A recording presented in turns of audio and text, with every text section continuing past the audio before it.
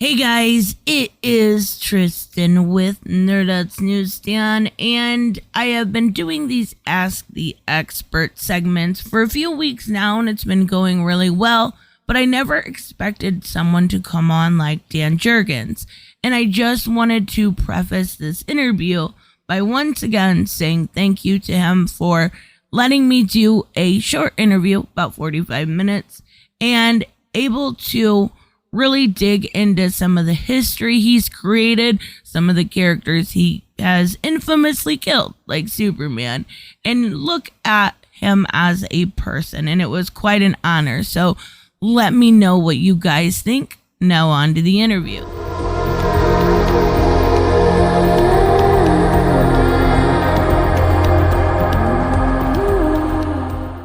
With me today, I have Dan Jurgens, and I have been really excited about this. It's an opportunity of a lifetime. And recently, I just reviewed Blue and Gold, a great beginning to a 6-issue mini that we're getting with a little bit of an update to maybe social media and what we're seeing with Booster Gold. And originally, when I heard the idea, I was like, okay, maybe that's a little different. But speaking of Blue and Gold, can you give us an idea of the planning that went into the current series, which, like I said, only has one issue out now, but I really have enjoyed what we've seen so far? Thank you. Yes. It's, I think if we go back to when Booster was first created, the idea was to reflect on some of the things that we were seeing in the world in terms of media and celebrity culture. And that's a little bit of what Booster was all about. And I think right now that's even more prevalent today. And I think in a way, Booster fits the world of, 2021 even more than he fit the world of 1985. So what I said is, let's take some of those elements and add Ted Kord as the Blue Beetle to the mix and try and do something that's a little unique for these guys and find something that touches on the world as it exists now and media as it exists now and social influencers as they exist now and make it part of the series. And I love that. Wasn't, when it comes to Booster, didn't you say one time you were partially inspired by the 1984 Olympics and the endorsements that the contestants received?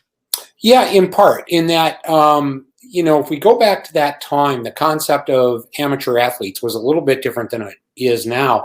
But even then, they were talking about as soon as someone got their medal, they were guaranteed millions of dollars worth of endorsements. And that immediately took me down the road of, well, okay, that's all well and fine, but what if that also extended to superheroes? And that, got me working down that road of how might that work? What would that look like?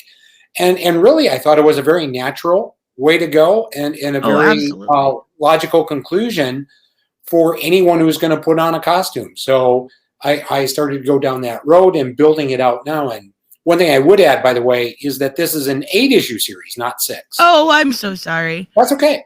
And I love that because right now you can pick up a camera and become a celebrity. And Booster's always, even we saw it, kind of in 52 with the endorsements, and it's always been his thing. But one question, without spoilers, of course, and you can, not answer if that's okay, but Batman not saying anything in that first issue about joining the Justice League. Is Batman maybe the key to Booster joining? I think let's put it this way. Batman's silence speaks volumes about the situation. Yes. And yeah. I knew it once I seen it, and I'm looking back at my old issues of Booster. I think it was in volume 2. And I'm like, I know I've seen this very similar thing before. I know Batman believes in him. So yeah, I think it's pretty clear through what I've done, what Jeff Johns had done when he was writing the book, and what Tom King has done, that Batman and Booster have a connection, right? So I think that Batman's silence was very well intended to make a statement. I love that. And I picked up on it right away, so I love that. So do you prefer, when it comes to creating and making comic books, do you prefer to do the writing, the artist, or do you prefer to do both? I think the answer would be all of the above. And that is because I look at myself as a storyteller. Part of telling a story is to sometimes draw it, sometimes it's to write it, sometimes it's to do both. And one of the things I miss when I both write and draw is the creative collaboration that you don't get when you work with other people.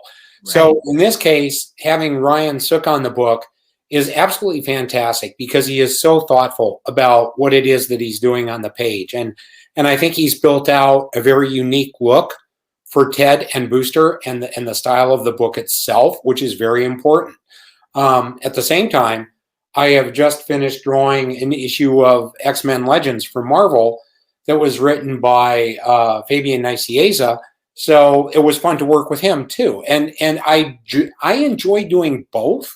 And I also enjoy collaborating with others. When I draw for another writer, it allows me to get inside their head a little bit, just like I did recently with an issue of Marvel Double Action that was a Nighthawk issue written by Tim Seeley. It was 30 pages that I drew, written by somebody else, but I really enjoyed trying to do something a little different and kind of turn back the clock a little bit, Marvel style.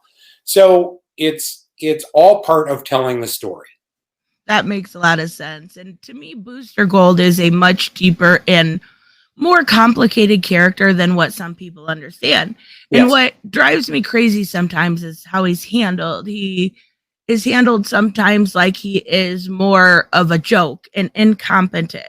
When you write him, though, you write him as that full, even Jeff Johns, of course, too.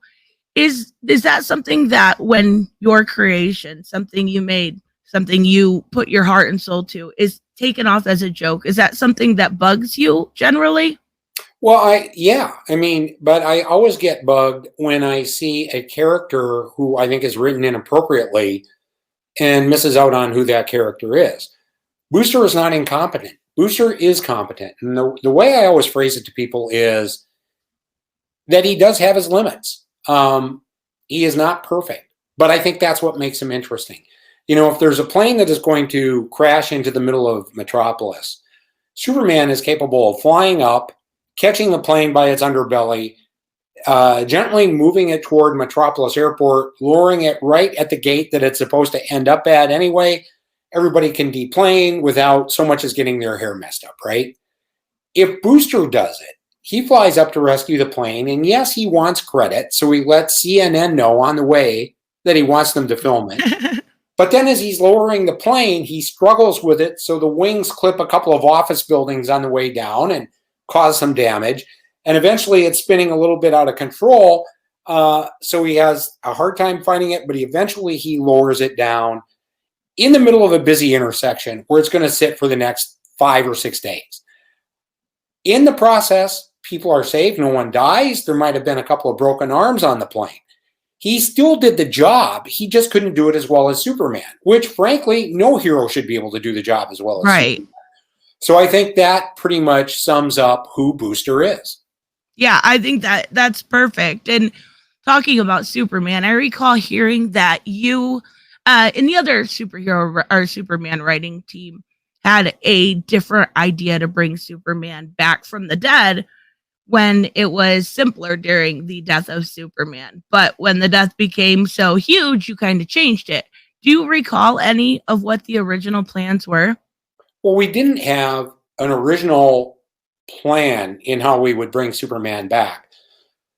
What happened is we did the death of Superman without knowing exactly how we were going to bring him back. We really didn't. And we had some vague ideas, but we didn't know exactly how. We didn't know exactly when. We assumed that Adventures of Superman 500 would be the vehicle somehow, but didn't know exactly when it would ship or exactly how it would be done. The creative teams all got together in a room, and we had 4 books at the time. Each of the teams had kind of a different idea of what they thought would work.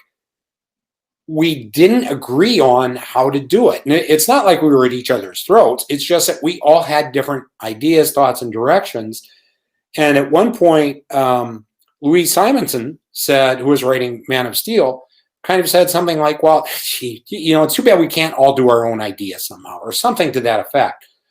And as we talked about it more and more, we somehow transitioned the conversation into, well, what if there were 4 different ideas? What if we did do our own? And what if somehow that ended up being 4 different versions of Superman, all claiming to be the real one? And then as we explored that concept a little more, I came up with the idea of, well, what if one of them was a bad guy claiming to be Superman? Because, bad guys never show up to say, hi, I'm the worst MFer on the planet and I'm here to mess with you. They come out and they say, I'm a good guy. I'm here to save you, right? And then they turn out to be the bad guy. So, and that's really how we started to build out that idea. And as we talked about it more and more, we realized there was something there. And not only would it kind of deal with the problem of how Superman would come back, but it gave us another entire story to tell that would enrich the entire Death of Superman storyline. Yeah, and change storytelling as we know it, really. Yeah. Do you have a favorite supporting character of Superman to personally write? I would have to say that it's Lois Lane, but I hate to call Lois Lane a supporting character. Oh, yeah. Lois debuted in Action #1 just like Superman and Clark did. And I think she is more bound to Superman than is fair to call her a supporting character. But for, if we just use that term for the purposes of this discussion, it would have to be Lois, because I think she complements Superman so well and says so much about who he really is. And the fact that Superman, as Clark Kent, wants to relate to the people around him in such a way that he chooses Lois to be with. That's what says everything about Superman to me. That, to me, exemplifies his commitment to Earth, his commitment to people overall, and it also then gives us a way to get to young John Kent, who I think then becomes, the perfect result of that combination. And that's kind of what we're seeing explored now in Tom Taylor's Superman. With him as Superman, we're seeing this combination of the best of Lois and the best of Superman. And I think it's working out, one issue in, but still really well. How did the idea of Doomsday Origin and Hunter and Prey come about? Was it done to just kind of connect the dots, or was it something specifically? No, it was as we were working on the Death of Superman, we had Doomsday, and we had never built out the backstory for Doomsday. We just pretty much, here's this dude in a cell and he punches his way out and he goes looking for Superman, right? And so everybody wanted to know, well, who is Doomsday? Where did he come from? So at that point, since I had pretty much designed the character and everything, I said, well, why don't we do the origin? Here's what it could be. We can do it in this story called Doomsday, Superman Doomsday, Hunter Prey, and fill in that backstory that everybody wants to know about. And I wanted to come up with something that really was different for a villain. And I think this concept of a villain who constantly evolves and evolves past the point where someone is able to kill him. He dies and continually evolves till he can no longer be killed in that method. I thought that was rather unique and very fitting for Doomsday. Oh, I completely agree. And we see now it's changed from when I grew up, but we see basically superheroes being accepted into mainstream culture. Do you have a favorite live action superhero movie? Oh, I would say probably if I have to identify a favorite, I would go back to the first Superman movie from, I think it's 1978 or 9, just because that was such a quantum leap in what superhero movies were to that point that, the tagline on that was, "You will believe a man can fly." And there were billboards all over town that were so effective, which was just a close-up of, Clark Kent ripping the shirt open to reveal the S shield, and the portrayal of the Clark Kent Superman duality was so good that I will always go back to that one. And as I said, because it represented such a quantum leap, I think, in how we could think of superhero movies.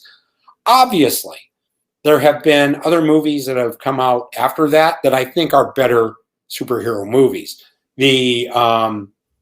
What Marvel has done is absolutely astounding. I think much of what Zack Snyder did is astounding.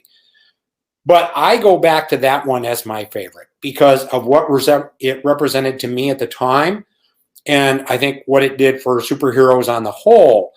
And part of it was just because from the minute the credits came on screen, if you were sitting in a theater, which at that time we still had, instead of like the mall theaters, we had theaters that still had these massive wide screens. Once those credits came on, which now don't look special, but at the time really were astonishingly special, you knew you were in for a very special ride. And so I'm always going to go back to that as my favorite. Oh, yeah, I don't blame you. It kind of paved the way for everything else. Did you, if I remember correctly, did you have any involvement with the Man of Steel movie? Direct involvement, no. At one time, I had been asked to write up something on Doomsday's origin that I could give to them, because obviously they were looking for a way to kind of handle the process and how do we explain Doomsday and all that. And ultimately, they obviously came up with something a little different, which was fine because they needed the connective tissue with the other characters in the movie. But other than providing the source material in the story in the first place, and some of the scenes and visuals, which I thought Zack Snyder did a very good job of capturing on film. No. Okay, I wasn't sure, but I had listened to an interview of you earlier talking about it, and I was just curious. So, speaking of movies, with you being such an icon, a mainstay in comics, what is it like to see that evolution? Because when I was growing up, it was us on the schoolyard trading X-Men and Batman and Superman comics with only 3 or 4 of us. And now it's massive. It's I love it. I absolutely love it, but I still go back to those source materials. That's what got me into comics. What's it like to see that massive and beloved by millions of inspirational icons to you? It's as I remarked to a friend once a couple of years ago, it's remarkable to see how the nerds won, and because my background is very much the same, where, in terms of kids who read comics, I knew a couple, but, by and large, the concepts of, Flash, Green Lantern, Captain America, and Spider-Man weren't necessarily part of the pop culture vernacular like it is now. Spider-Man was a little bit because he was on TV for a bit in the mid-'70s, as was Hulk. But even beyond that, it hasn't penetrated mass consciousness like it has now, where so many people who may not pick up a comic book feel the need to go see the movie on Friday night when it opens up, that kind of thing. And I'm absolutely amazed by it. That I think I mentioned to Jim Starlin recently, it's just astounding to me to think of how many people know who Thanos is, right? Because even when Thanos first appeared in the Marvel Universe, it's not like he was showing up in Marvel's best-selling titles. He was showing up in Captain Marvel, and then eventually met the Avengers. So it's just amazing to consider, yes. Yeah, it is. And I love it because you can have more conversations with people, more people understand. And I remember hearing Guardians of the Galaxy were getting their own movie. I'm like, you're kidding, right? Like, Guardians of the Galaxy was something that you barely had ever heard of, even if you were a comic fan at that time. And I'm more DC than Marvel, but it was like, wow, this is huge. Like, this is when it is absolutely massive. So are there any characters that you've worked on that you would think would be great to get their own solo movie?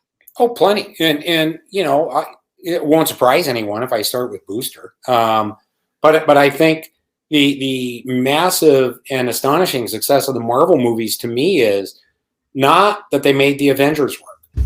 not that they made Captain America work or Spider-Man or those things. It is that they found a way to make Guardians of the Galaxy work.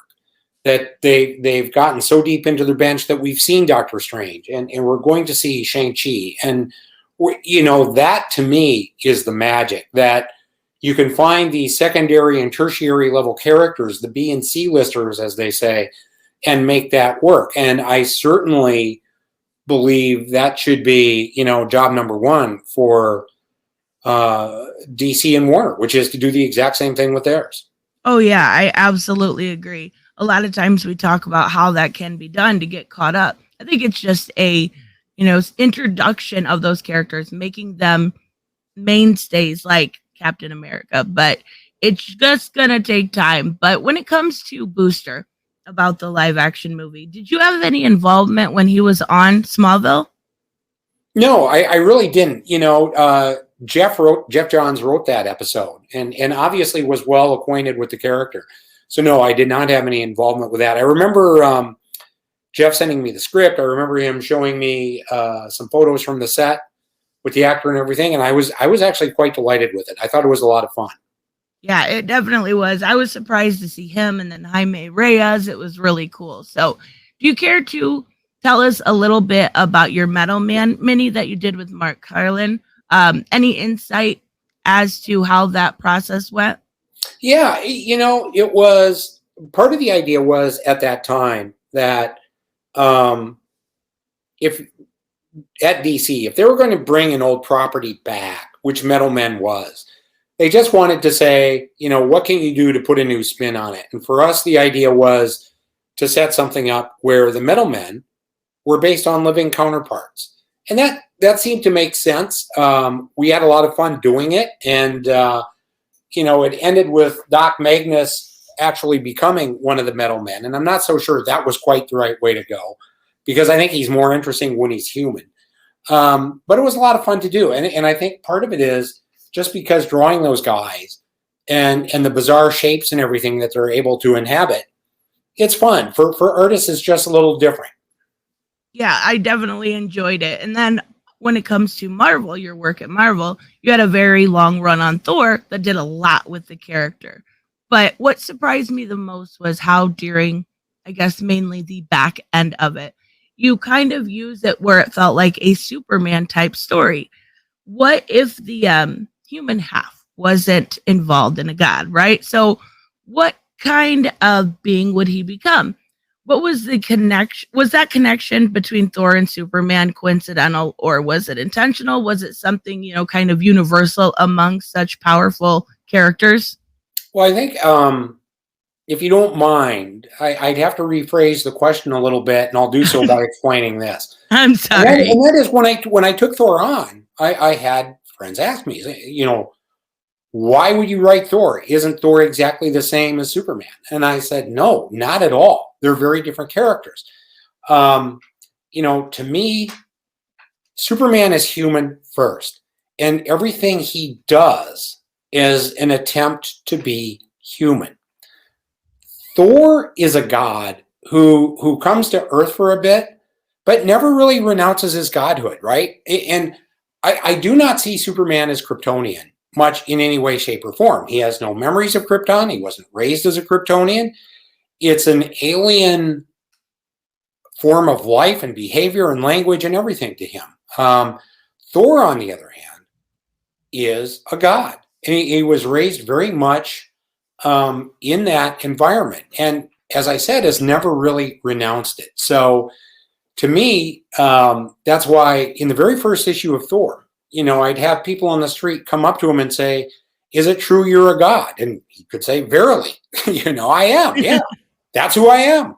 Why do you ask? And he is the Odin son. And so I always saw them as very, very different. So the journey that I took Thor on, to me, seemed to be a very logical journey based on who he is and how he grew up, whereas Superman, to me, would not go on that journey because of the way he grew up, that they're very different, very opposite characters that way. Yeah, and I agree. I guess I never looked at it that way, but yeah, definitely more of a god, definitely more of a man. I really do get that. So a lot of people, when I initially announced I was doing the interview, wanted me to ask you about Batman Beyond. Sure. Okay. And did you have complete creative freedom when it came to that? Were there any difficulties because it was so set in the future? For the most part, we had a great degree of freedom. I mean, we did two versions of Batman Beyond, right? So the first one, it was dealing with Tim Drake as Batman, and I think that could only go so far. And then we kind of fixed that and eventually brought back Terry McGinnis, who I think all along had to be Batman. And I think Terry, to me, is a very interesting character. I think the world of Batman Beyond is very interesting. And what I liked about it is that we had that sense of freedom to pretty much tell the stories we wanted to tell. So, we could explore the Joker years from now. We could explore this idea of a brand new false face years from now and play around with the idea of who is Flash by that point, things like that. And get to the point where we had a new Batwoman. We introduced Damian as a much older character. So, we really did get to do what we wanted to do and tell the stories we wanted to tell. Oh, that's wonderful. Is there any character that you haven't worked on that you would like to? There are a few out there that I would probably like to explore more. The reality is that I've probably gotten to touch at least briefly most every character I've wanted to touch. Maybe not get to the point where I've been able to spend a lot of time with them. Sometimes that's just the way it goes, but I've been around long enough that I really have gotten to do just about everything I've wanted to do. That's amazing. That's a fulfilling career for sure. So how was it like with working on Just Imagine with Stan Lee, creating the DC universe secret files and origin? Was that a totally different experience? Well, I had also done something else with Stan for Byron Price Publications, and there's the fun thing about working with Stan is when the phone rings and it's Stan on the line saying, "Hey, Dan, it's Stan Lee," and because Stan is Stan through and through, and so it really was fun. In part, just because when the phone rang and it was Stan, by the time you hung up, you couldn't wait to go to work, right? I mean, it's part of it is just the honor of working with Stan, but part of it is because he brought that sense of enthusiasm to it that made you as an artist say, all right, I got to get to work right now. And I'm going to work all night and get 5 pages done for Stan, and I think that was the fun of it. Oh yeah. That passion seeping through. So Absolutely. I asked you which characters. Is there any professionals that you haven't worked with that you'd like to team up with? Yes. And they know who they are. And I'm not going to list them here. Okay. I'm sorry. I totally understand that one. Yeah. So when it comes to your idea of Superman and aliens, where did that come from? And was there any plans for Kara? Well, so that's kind of a fun story because this goes back to like 1991. And I was on a trip where we were doing a retail sales conference in Hawaii and then a convention in Australia, in Sydney. And so it was Mike Carlin and me from DC, along with Bob Wayne from sales and Mike Richardson from Dark Horse Comics. And one night we were all sitting out in kind of a outdoor eating luau type environment. We just got to talking about, somehow we just got into this idea of a Superman aliens crossover. And wouldn't that be fun? And the main idea had to be that eventually we would see the chest burster come out of Superman's chest right through the S shield, right? And we were all saying, "Oh, that would be awesome!" But to do it, Superman would have to lose his powers, blah blah blah blah blah. And then, not long after that, we all got back, and we had a fun conversation about it. And I said, "Well, was that conversation real? Is this anything we would ever do? Because I can't stop thinking about it. But we just couldn't really advance the ball. And then once we had done the death of Superman a year later and raised Superman's profile, all of a sudden, it was something that the aliens people wanted to see. So we put the pitch together and built it around this idea of exactly what I explained. Eventually, the chest burster had to be part of that image, right? Coming up through the S shield, which we used in the hype machine. But to make this work, Superman had to lose his powers for a bit. And that's where I said, and then we can have this young woman there named Kara. And for me, I always thought that it would be great fun to see her come back and become part of the DC universe. But the problem is, if we did that, we could only ever do it by, we could never show it again because of the nature of crossovers and different corporate properties. And I would always have had to say, well, that time Superman and Kara met fighting, alien beings would be about as close as I'd be able to get. And the shame of it is, I thought it was a great project. I'm very proud of how it came out. We had a great team with Kevin Nolan on inks, who just did such a beautiful job, and Greg Wright on colors. And I just did a convention this past weekend in Connecticut, which was Terrificon. And I ended up, for some reason, signing a bunch of those. And I had to say, well, I hope you enjoy it now, because this will probably never get reprinted again, because I think the right situation would be too complicated. So for those of you who haven't read it, go out and find it while you can, because you won't see any new additions, I fear. Yeah, and you'll absolutely enjoy it. So recently, Dan DiDio had attempted this definitive timeline for the DC universe. And I know a previous attempt occurred after 0 Hour, which you were involved with. Right. What was the difference between the first attempt and the more recent attempt, if you know of anything? Or what's your opinion on giving that definitive timeline when it comes to the DC continuity? I think overall it's a great idea, because I think it's something fans love. When we did it in 0 Hour, I swear we spent almost as much time, it feels like, putting that together as we did the entire 5-issue series. And that isn't literally the case. But what is true is that we spent a tremendous amount of time on it. And we wanted it to be meaningful. And from the moment it came out, fans responded to it like 99.9% positively, because they want that kind of thing. They want to understand. And this is the thing I always told Dan, is that one of the mistakes we made with the New 52 is that we lost the context of how characters fit together. That, we had just seen Superman earlier, married to Lois Lane, and now all of a sudden here he is, he's with Wonder Woman. And what does that mean? And how does this fit together? And I was working on Green Arrow with New 52, and I'd say, well, did Hal Jordan and Oliver Queen have their road trip or not? And some editors would say yes, and others would say no.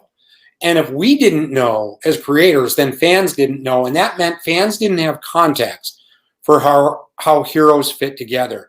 And I think when we ask fans to buy into this notion of a universe and a shared universe of characters, that they like that notion of context. So with 0 Hour, the timeline, I think, worked very, very well. And I think what I saw of the timeline for what may have existed, maybe, for future DC may have worked well too. I mean, obviously, there are places where you have to stretch, but I think it's something that fans and readers like. And because, the reality is that, readers are aware of where these characters fit.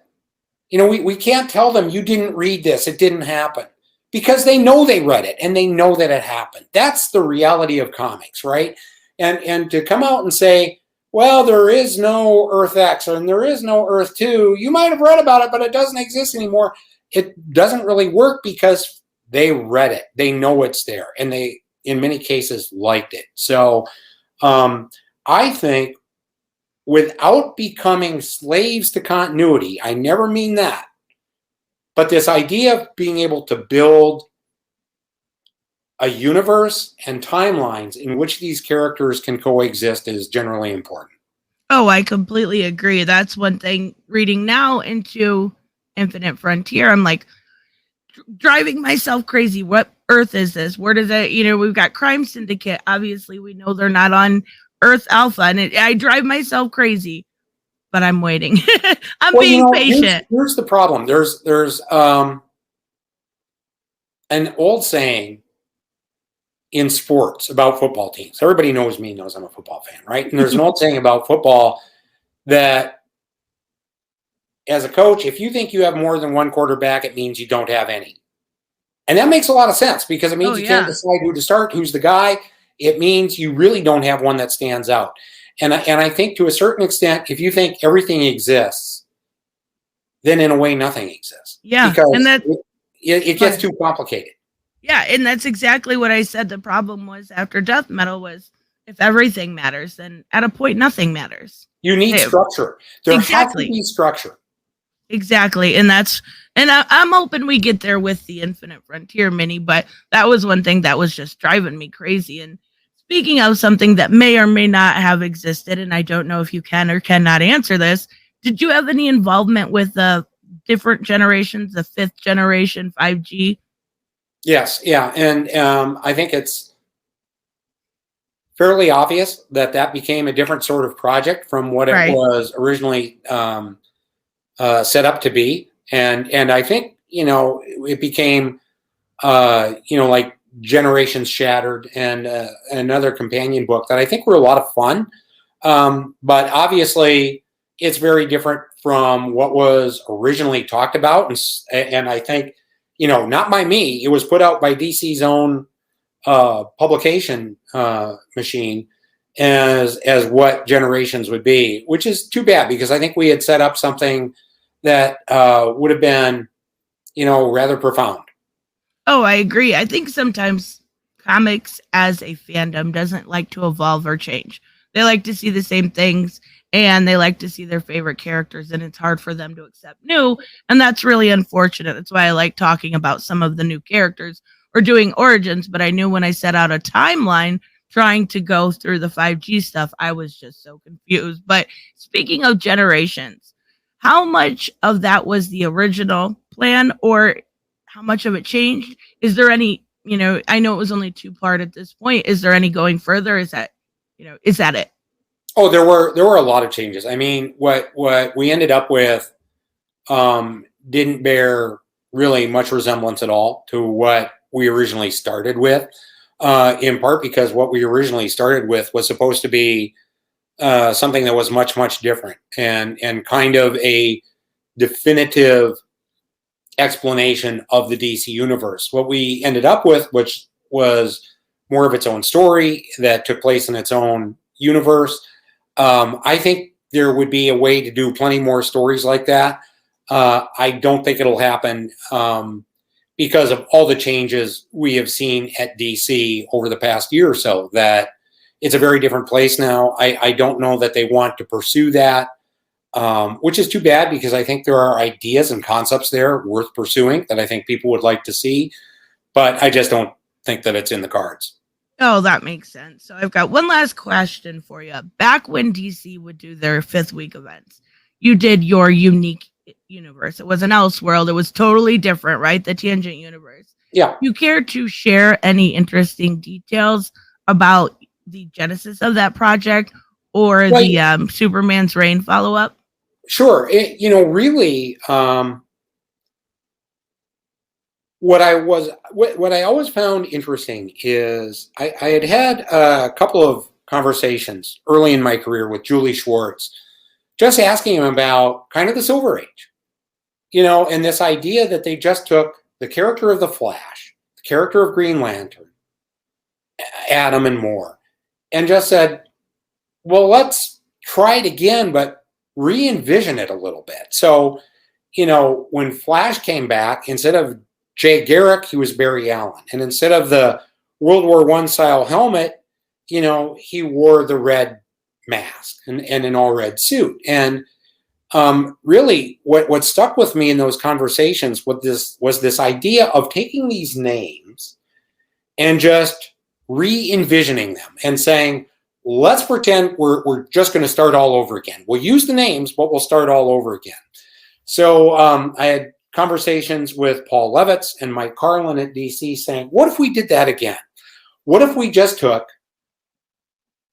Flash, Batman, Superman, Green Lantern, Nightwing, and we started to re-envision these so that Flash, rather than a speedster, was really a flash of light that would appear and reappear out of nowhere.